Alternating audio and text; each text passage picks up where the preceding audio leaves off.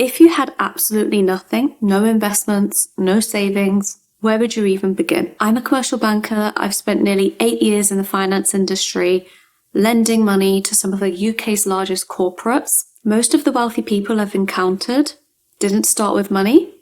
They started with a plan. So today I'm going to give you that plan, what I would do step by step if I had to start from zero. Before we start with any numbers, I'm going to say something that might sound a little bit counterintuitive, but it doesn't actually begin with money. What we should start with is the biggest barrier to building wealth isn't money. It's a story you tell yourself about money. Most people treat wealth kind of like a destination. I can tell you, working inside of finance for about 8 years now, it's shown me that wealth is a behaviour. It's a series of small, consistent decisions over a long period of time that compounds.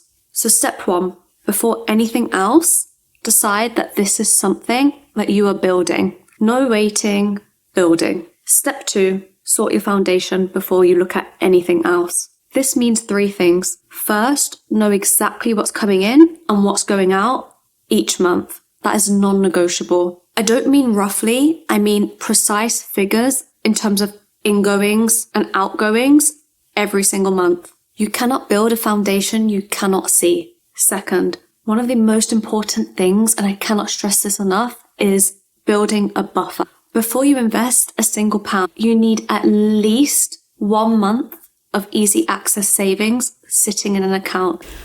Not because emergencies are really likely, because when they happen, and they will happen, you do not want to be in a position where you're having to access your savings and pulling them out.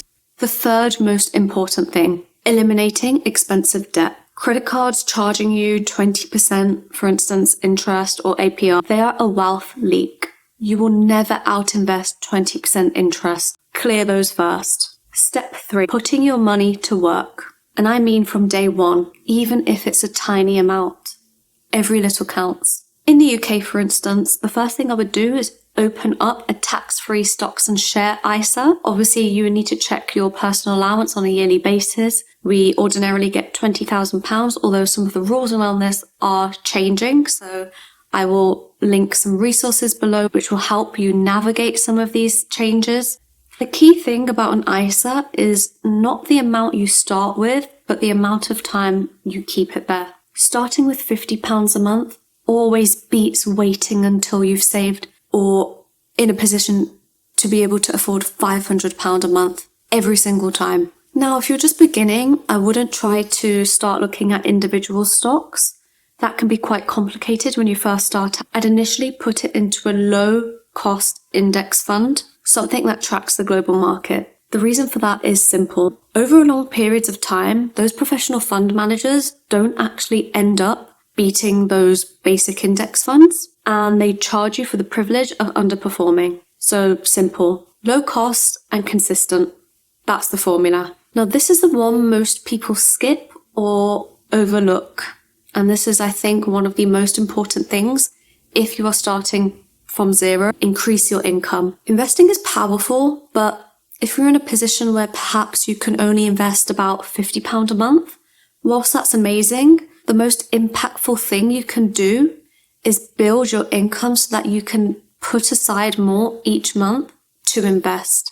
Increase what's coming in. One of the main ways to do this is basically earning more money in terms of a salary. That could mean working hard to reach a promotion or looking for other jobs in the industry you work in. I know the job market at the moment isn't the best, but you try your best to have a look at what else is around. If you can increase your income, even just marginally, that is one step in the right direction. This might be, for instance, negotiating your salary, and maybe one day I can do a whole separate video on that because I have an experience where I joined the finance industry on what felt like a lot of money at the time to over 6 figures. So let me know if that's the type of video that you would like to see. It could also be side income, other ways of generating income. We're in a digital era now. Loads of people are selling digital products, doing courses, maybe sharing knowledge with others, tutoring, mentoring, maybe selling clothes on the side, or